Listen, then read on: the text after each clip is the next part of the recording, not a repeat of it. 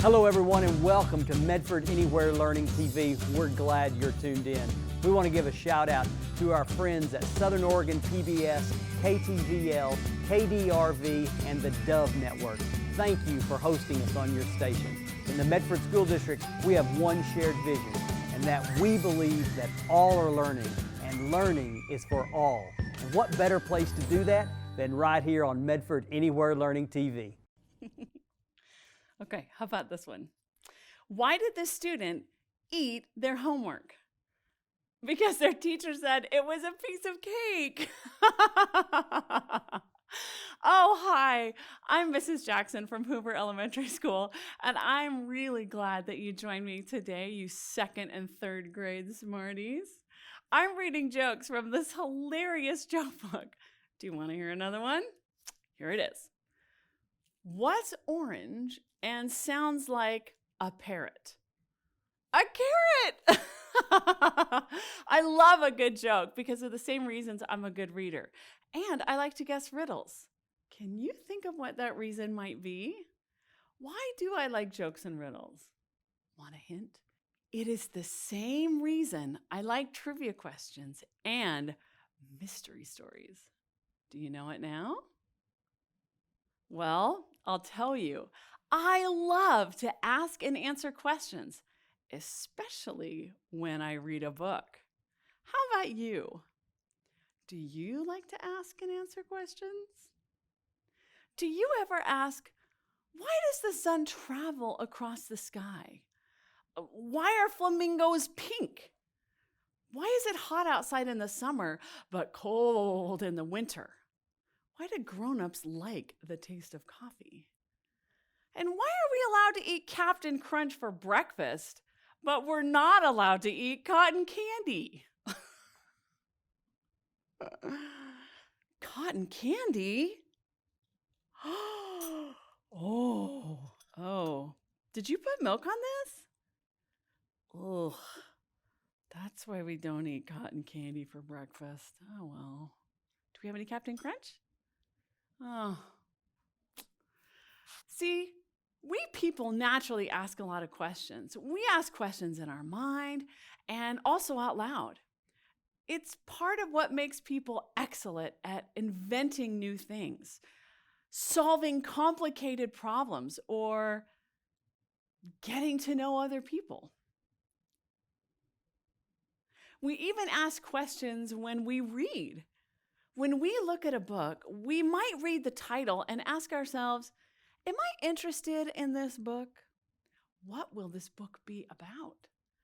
These types of questions help us choose a book to read. But did you know there are specific questions we can ask that can make us super readers when we get into a good story?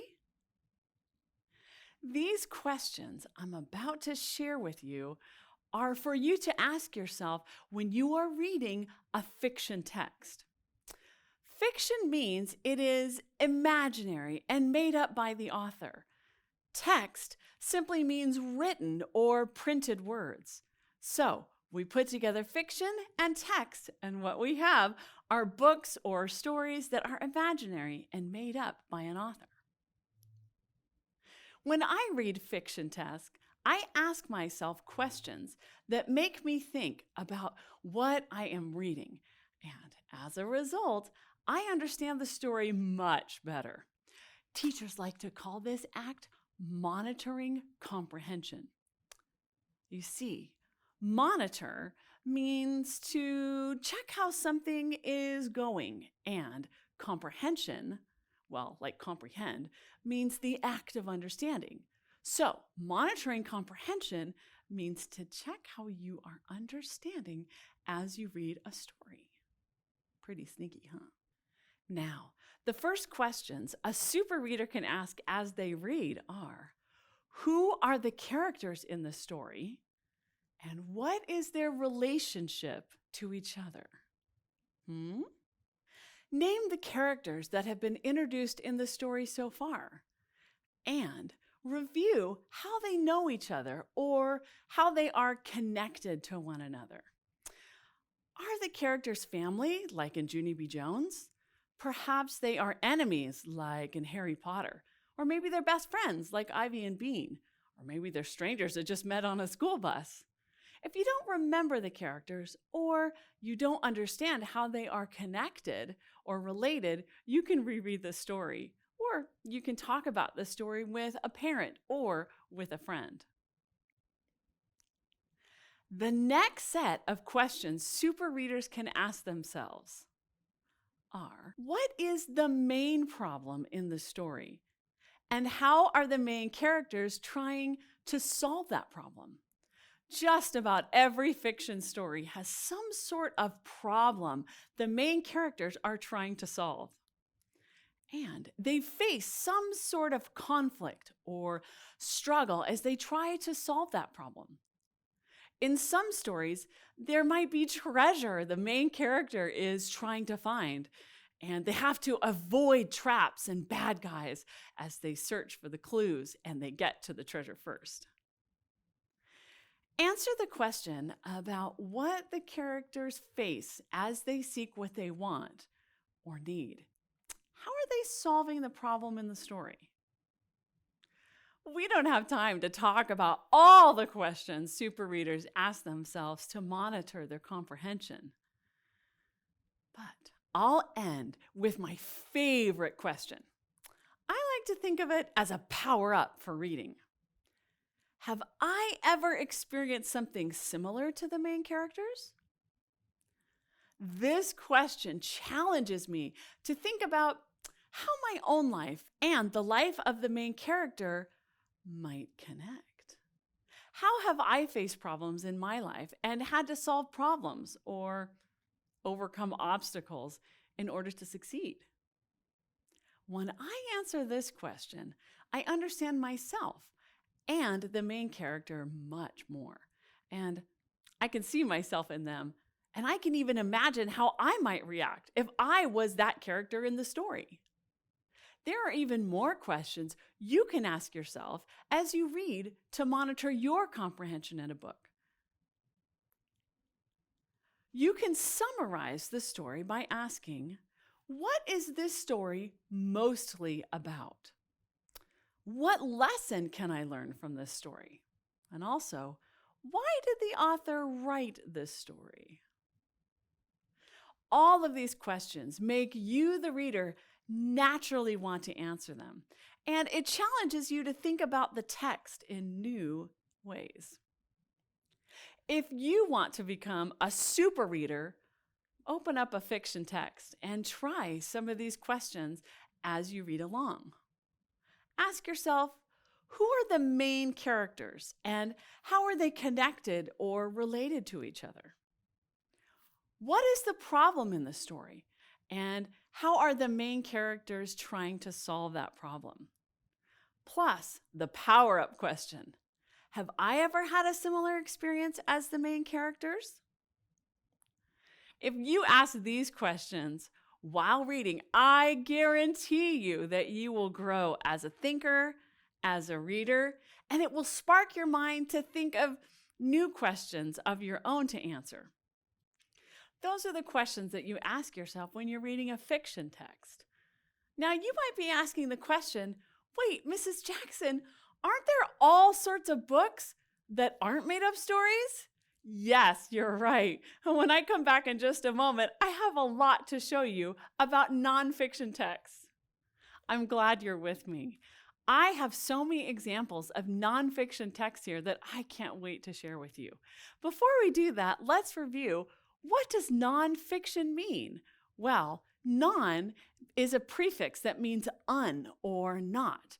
And then, of course, we already know that fiction means something that's made up or imaginary. So nonfiction put together means that the text is not made up and it's not imaginary. That means nonfiction text is something that is true. It may be filled with facts that you can research and look up, and you can count on nonfiction text to tell you things that are real. So I have some examples that I'd like to show you now. The first one I'd like to show you is one of my favorite types of nonfiction texts, and that is a book of explanations. And this one is called David Macaulay's The Way Things Work for years and years. This has been one of my favorite books to give as a present. In this book, the author goes through and explains to you how different things work. In fact, here's a great one that we all have experience with, and that is a car seat belt. Have you ever wondered how that car seat belt can pull across you and then click in, and then when you're done, it goes zip and it gets pulled all the way back? Well, David Macaulay will explain to you right here how that works. You may notice in this picture that there are some specific text features that you usually don't see in a fiction story. Some of those are things like pictures or drawings and illustrations. An illustration is drawn by hand, but that's different from a picture that is taken from a camera. Sometimes you'll also see explanations below. On some of these down here on this page, when we're talking about a window shade, you can see that he's added arrows to show you the directions that those pulleys go, and he's given specifics on the bottom so you have a better understanding. Friends, when you read a nonfiction text, one that's like this, that's a book of explanations, make sure that you look at everything on the page. Authors of nonfiction texts often like to slip things in, and you can learn so many things if you make sure your eye goes all the way around to take it all in. Whew! Well, maybe learning about how something works might not be as interesting to you, but maybe you like to learn how to draw. This is a book about how to draw 50 types of horses. Not all nonfiction texts have a lot of words in them. In fact, this one is almost entirely pictures of the stages that you use to draw a horse. At the top, it shows you the very beginning, and then it shows you addition and addition as you draw, so that at the end, you have a fabulous drawing of a horse. Maybe you're interested in secret codes. This author wrote about secret codes, and this page here is about telephone codes. Did you know that telephones use codes? That's pretty amazing. Or how about another type of code? One of my favorite pages is about invisible writing. Did you know that you could do that at home? Pretty fascinating. Or maybe you're more interested in how gymnasts work. You can see here, this is a book that's all about the human body. And this is about how the arm muscles contract and relax when a gymnast pulls himself up in a ring. I can tell you right now, I can't do that at all. But one of my favorite types of nonfiction text is a cookbook. That's right. Even cookbooks and recipes are nonfiction texts. You can see right here, this one is about a chocolate cheesecake. I might have to make this one tonight, actually. Friends, you come across all sorts of nonfiction texts. And just like when we read fiction, there's a series of specific questions we can ask ourselves as we read that really increase our understanding of the text and make us super readers. So the first question that you might ask yourself as you are reading a nonfiction text is, what is this text mostly about? So if we go back to our book that David Macaulay wrote about the way things work, when we take a look at this page here, when you look at all the different parts of the page, you should come up with the idea that it's mostly about helicopters. If we don't read all the information on there, we might think that it's just about the engine, or we might think it's just about the lift on the wing. But the subject is helicopters. That's what this text is mostly about. Another question you might ask that's very similar is, what is the main idea? When you're looking at, say, a cookbook, the main idea is to teach you and tell you how to cook something delicious, like a chocolate cheesecake. If you're looking at the Secret Codes book, the main idea may be to show you how you can write secret codes to your friends. Another question that I really want you to think about as you are reading nonfiction text is, what supporting details help me understand the main idea? Let's use this one. Supporting detail is It's a smaller piece of information that helps you identify the main idea. So this particular page out of this eyewitness book on cars is about the race car. And we have a picture of a 1979 Ferrari right here. Some of the details may be about, say, this particular type of tire. That may be a supporting detail. Another supporting detail might be about the special kind of engine that goes on the inside. That gives you an idea that the entire text is about race cars. Yet another smart question that a reader can ask when they are reading nonfiction text is, why did the author write this text? David Macaulay, I think, probably has some kids in his life that ask a lot of questions like, how does this work and why does this go this way? So sometimes books are just simply to teach you something that you didn't know before. And sometimes they're about to help you, teach you how to do something new and different, like how to draw a bucking bronco. One of my favorite power-up questions that I like to use when I'm reading nonfiction text is, what information am I reading that is new to me? Oftentimes when I pick up a nonfiction text, like let's say one of my favorite books about cooking, one of the things I ask myself is, what is it that I'm reading in this recipe that's brand new to me? Is it a way that the cookbook author tells me to put ingredients together? Is it the type of recipe itself? That helps me think about the prior knowledge that I have. Prior means before. So the knowledge that I have about cooking and about chocolate cheesecakes, I think about that information and what new information I've just read, and I put that all together to come up with better understanding. Guess what, Smarties? There are even more questions that you can ask yourself when you're reading nonfiction text. Some of them are, what information did I already know? Or what details are important to remember from this text? Or what details are not really as significant? Significant means important. Or what questions do I still have about this topic? Because again, if you have more questions after reading something, you should go answer those questions. Smarties, I'm so glad you joined me today. When you're reading fiction and nonfiction text, there are specific questions that you can ask yourself to make you better readers. I hope that you continue to ask questions, you continue to read. Be good people and do good things. I'm Mrs. Jackson from Hoover Elementary School, and I'm really glad you joined me today for Medford Anywhere Learning TV. Thanks for tuning in to Medford Anywhere Learning TV. Medford School District is a place where all are learning, and learning is for all.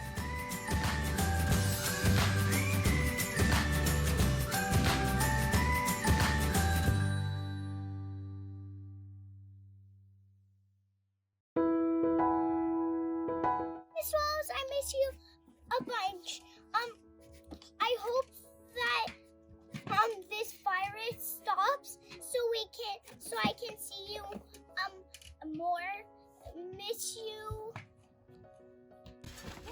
We love you. I wanted to say hi to Miss Rossi's class and all my friends at Jacksonville, and I miss you. Bye. Hello, my name is Christian Chavez, and I go to KUA's charter school, and I want to give a huge shout out to Miss Kay Derrickson. She is highly respected with my family and I, and I just wanted to let her know that she is super important to me because she helps me with my education, and I hope she stays safe. Mr. Smith, I love you. Thank you, Mrs. Pardo and Mrs. Manili. We miss you and love you. Bye. I appreciate Mrs. Valois because she's very hardworking, easy to talk to, and loving and understanding to all her students. Thank you for all your hard work, Mrs. Beard. I miss you. Thank you, Miss Yanker, for everything you do. I miss you. Hi, Mr. Romery and Senora Weinchild. Thank you for all you've done for me. Hi, Mrs. N. I'm making you a cat because I miss you so much. I hate being on camera, but I wanted to let my teachers know how much I love them and how much I miss them. Thank you guys for being the best and the greatest. Thank you so much for teaching me. Hi, my name is Natalia and I go to Lone Pine School. My teachers are Miss Southmead and Miss LaBelle. I want to thank them for always supporting me even through this hard time with coronavirus and doing Zoom calls to teach each other every Wednesday. I just want to thank you, Miss S and Miss L. And thank you all teachers. I appreciate you. Bye. The teacher that I am thankful for is Mrs. Fowler. She's always very caring and pushes me to my limits and is always smiling. You're the best teacher ever, Mr. Mickelson. I miss you. Hi, my name is Taylor, and I go to Abraham Lincoln Elementary, and my teacher is Mr. Allman, and I miss all my friends. Hi, Mrs. Abbott. Thanks for being my teacher. I really, really miss you. Mrs. Carson, and thank you for everything that you do. I miss you. Thank you. Allison, I miss you a lot. I can't wait to see you. Bye. Hi, Miss Alderman. I appreciate you because you work so hard for our class to take care of us, and I miss you. Say hi, Miss Tolson, for being my teacher! Hey, South Medford teachers. I just want to say thank you from me to you for mainly these last 3 years. You guys have taught me so much and really helped me make the person that I am today, and you guys have been so gracious and lenient and just all around good teachers, and you're dedicated to your students. So if you've had me as a student, I just want to say personally thank you so much, and for always taking the time to teach me and explain things and answer my millions of questions. And also, even now in quarantine, you guys are still dedicated to your students and you're still working hard to teach us, and I just want to say thank you, and I hope you guys are doing good. I'm thankful for Miss Blessy at Roosevelt School. She's the best. Hi, Mr. Barbie, thank you. I'd like to say hi to all my 6th grade teachers, Mr. Franklin, Miss Banky, and Miss Cabot. Thank you, Mrs. Stratton. Thanks, Miss Murphy at Hoover Elementary. We miss you. Hey, Miss Dode. I love being in your class. I miss you. Go Beavers. Hey, just wanted to give a shout out to Miss Mie's class at Jacksonville Elementary. And a hi to all of the students, staff, and teachers. I miss you. Bye. Hello, I am Malachi. I go to Lone Pine School. My teacher is Mrs. Mock, and I want to thank her so much for helping me out on math problems, reading problems, my writing, and all of my school stuff. Even though we're farther away and we can't talk to each other more, she's still been helping me out a lot. Well, thank you, Miss Mock. Bye. I love you, Mrs. Fieldtime, so much because you're so kind and nice. Thank you, Miss Squill and Mr. Weinberg, for teaching me in the short year that we have you.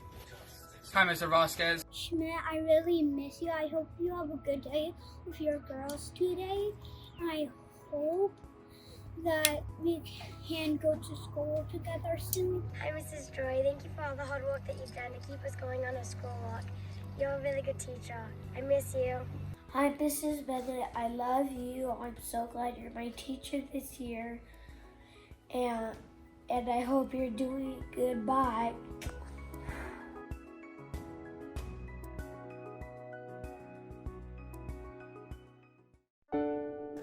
One of my best days as a parent. One of my best days as a parent. One of my best days as a parent.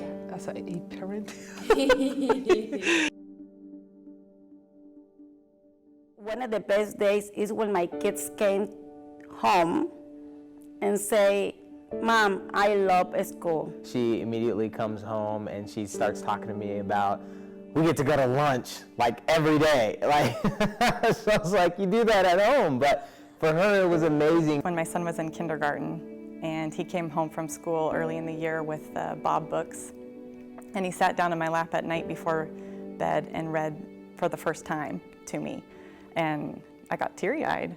I'll never forget it. One of my best days as a parent is when my son came home from school and said he wanted to run to be the class president for this school. And my daughter brought home this piece of artwork that says, "Friends help each other when they're scared." It's a friend telling her other friend, "It's okay, be brave." One of my best days as a parent was the day that my son came home and said that he was chosen for a Student Leader Award. It was a really good feeling, actually, you know. Like a one-of-a-kind feeling, for sure. Uno de los grandes momentos también de este programa. One of the biggest moments when I came home was that I came home and I told her that through Bulldog Straders I had spoken to the governor of Oregon, And she was really proud of me because at a young age I had this really big opportunity. And it was just so motivating to me, like it was to her as well. Favorite thing was to hear another friend of mine that's a teacher. She asked him, so how do you like middle school? Do you like it? And he said, I love it. And I was like, what? Yes. You know, to love something, you know, at school, then that makes it more fun to go to, and he'll put more energy into it. I got phone calls from the school and emails from different newspaper people saying that my son had created something. Yeah, basically just said I created a little piece off this machine that creates, you know, 3D imaging things. He used other words, but I'm a mom and I just was just so excited that I was like, I don't know what words you're using, but cool, I'm so proud of you. My daughter, Tiana Crick, she's going into her senior year at South Medford High School, and she was born with Down syndrome. And so one of my best days as a parent with Tiana is when she came home after her first game with the unified team. She played soccer in the fall, and she came home just really excited. She felt like she really was playing for South Medford High School, and that made her really happy and really proud. One of my best days as a parent is when my son won state and was able to travel to Kentucky to participate in Skills USA Nationals 2017 in mobile electronic robotics. You know, I get choked up when I think about my kids, both of them, but you know, it's exciting to see that they're excelling, and I know now, and I've got to say that the programs that he's been involved in through CTE are huge and instrumental in his future. This is the whole soccer team, so we have the JV and the varsity and the JV team. Yeah, and Steven participated on, oh, I see him. Yeah, he's right there. This is a pretty special poster for us. It's been a really long journey for Steven, and this proves to me that people really care. Steven didn't have to come home and tell me, Mom, I made it. This is what people calling me and saying, we want people to know your story, and printing it, and him making the team is all I needed. I didn't need words. I'm Patrick Royal's dad, and Patrick grew up, when he grew up, I was in the military. So Patrick was in 10 schools before he enrolled here at South Medford. When he came to enroll in classes his senior year, his counselor knew what he wanted and encouraged him to enroll in the Champs Leadership Program. He did that, and he was thrilled. That was a game changer for him, really. And then also Jefferson really reaches out to Alejandro he's waiting for a kidney transplant, and his school is so involved, really feels like we're at home. My son is the third generation to go to Oak Grove. The teachers are great.